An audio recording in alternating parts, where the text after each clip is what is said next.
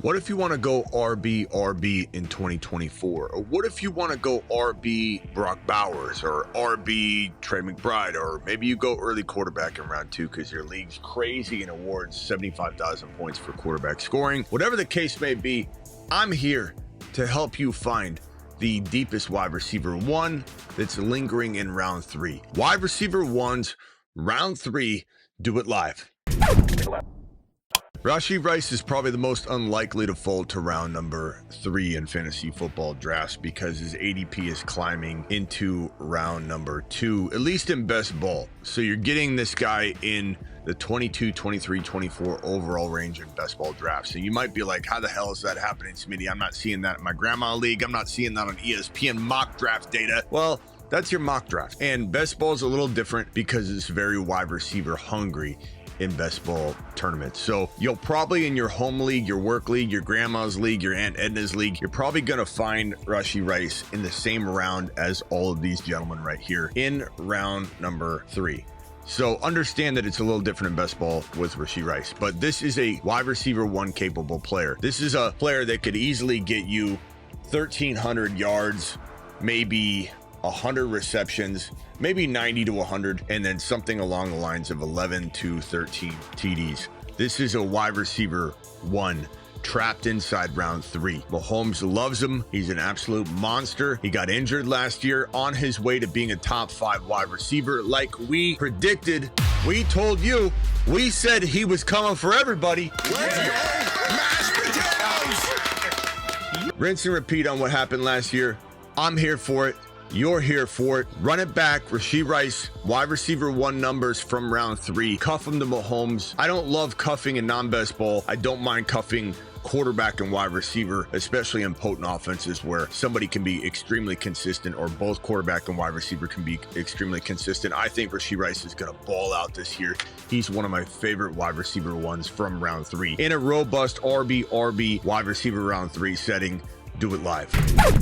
My next favorite wide receiver to talk about in round number 3, and honestly, I could probably make a case that I like Garrett Wilson a little more than Rasheed Rice. Depends what I'm going for. If I'm in best ball, I love the Rice and Mahomes stack. Look, this guy has been nothing but consistent in inconsistent situations. Look at his career stat log here. 17 games played, doesn't miss time. 83 receptions, 95 receptions, 101 receptions, improving every single year. Targets 147, 168. Last year 154, but he did have his highest receiving total with 1104. He had 1103 his rookie year. 7 touchdowns last year. The thing about Justin Fields, you can talk about tucking and running. He's gonna absorb and take away from Wilson. They have no other wide receiver. Adams is gone. This is the only show in town. And even if they dial back the pass a little bit and run a ton, he is getting all of the receiving work. It's him and Breece Hall. They're the top 2 targets on this offense. There's plenty for Fields to divvy up amongst those 2 players. Garrett Wilson could lead the league in receptions. He could have 115, 120 receptions. Let's even say that we are a little bit disappointed. There's gonna be a lot of short passes to this kid. Let's just call it 105. 105 receptions. Let's call it 105 and 1,300 yards. And I'm going to say he has 11 to 12 TDs minimum. And again, that is wide receiver 1 numbers. Even if it's not number 1, it's wide receiver 1 numbers from round 3. And if you're in a bind in round 2, let's say you're sitting there at the 2-3 turn or something. Let's say you went Jamar Chase in round number 1 and you're sitting there at that 2-3 turn. I have no problem with Garrett Wilson being either that first pick in round 3, or even if you had some pick that was a little bit higher into round 2. Let's say you're at 1.4 and you take Bijan, or you take, let's say, Jahmyr Gibbs. Gibbs falls to this pick and you need a wide receiver in the 2nd round, and you're sitting there and you're like, I don't like who's here. I don't mind an early Garrett Willie right there in round number 2, because in round 3 you can go Kyron, you can go another wide receiver if you want. You could do the old Rasheed Rice and Garrett Wilson situation. I don't mind that at all either. This is a gold mine in round 3, just like Rice. These are 2 of my very favorite.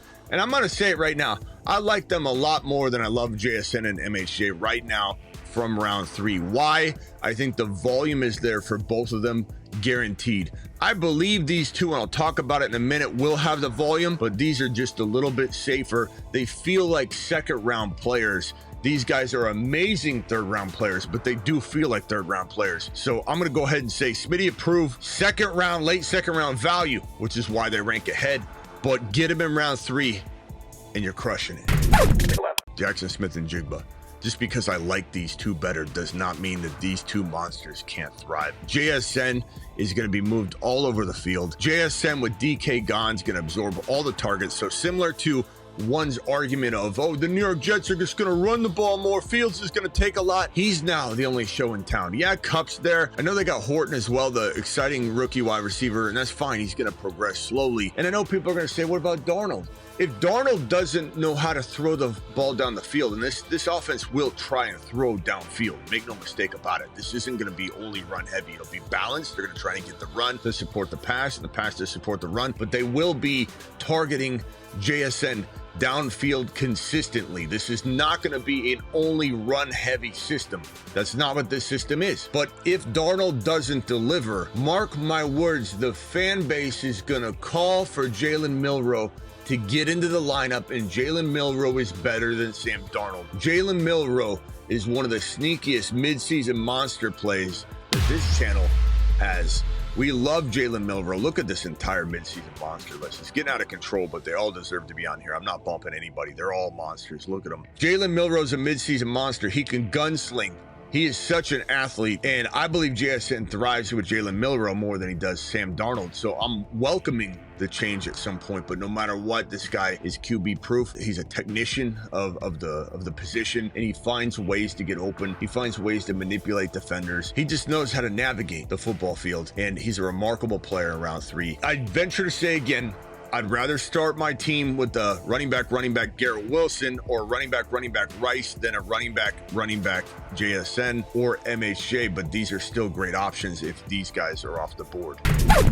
And that brings us to MHJ, who you could say a lot of negative things about a situation like Kyler can't see over the offensive line. Kyler doesn't like him. The team has bad play calling, but the bottom line is this: he's the hardest working wide receiver in the National Football League with good pedigree, and he bulked up. He's huge walking into the season, added tons of muscle, and I just think there's no way he can fail.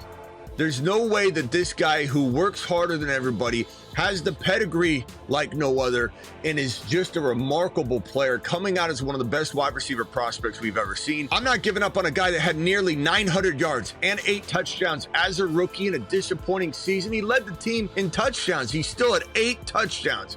And he was 2, maybe 3 big plays, obvious ones we can pinpoint. I know this game is a risky game of saying, oh, if you give this guy that, you take away that. But there were 3 obvious long deep balls that Kyler didn't see him or missed him on. They would have put him at 1,010, or even if it was just 1 touchdown, 1,009 if 3 plays converted that should have converted, obviously and clearly should have converted.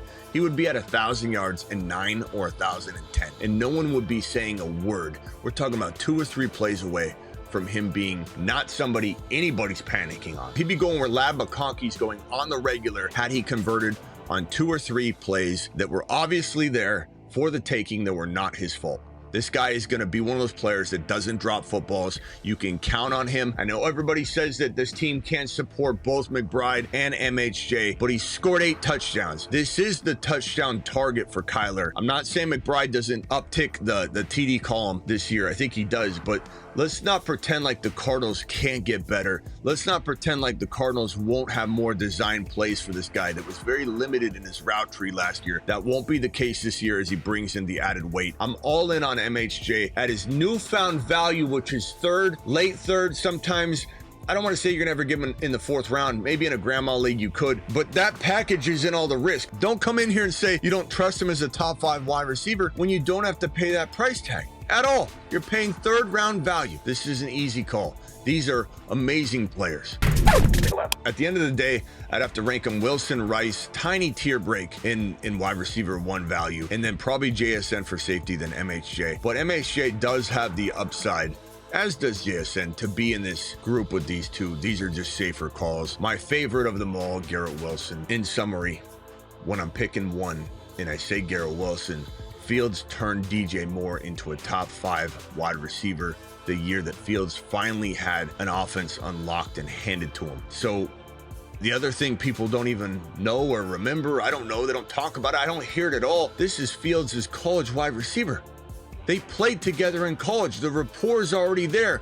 Fields gets handed his college wide receiver, and that is a recipe for glory. They're going to ball out together. The rapport's established, and it's going to be a glorious time watching Garrett Wilson continue, not rise up, continue to play at a high level, but get the touchdown category upgraded a little bit as he gets finally 10 plus touchdowns with his 1,100, 1,200, 1,300 yards. Give him 1,300, like I said, 10 to 12 touchdowns, 1,300 yards, 105 to 115 receptions, bare minimum. Garrett Wilson could lead the league in receptions this year. Hammer the Garrett Wilson 3rd round ADP. Hammer the Rasheed Rice 3rd round ADP. Don't be scared to throw either one of these gentlemen at the bottom of 2 so you can get the wide receiver you want in round 2 instead of forcing some player that just has a higher ADP rank that you don't like as much. Don't forget, I'm live Monday through Friday, 8 p.m. Eastern, every single Monday through Friday. Additionally, live whenever big news breaks. And I'm also live, additionally, most midnights Eastern, drafting live with you on the channel. See you all later. Don't forget to get on over to the Patreon, by the way. Link is in the description. Live chat group, Patreon, do it live.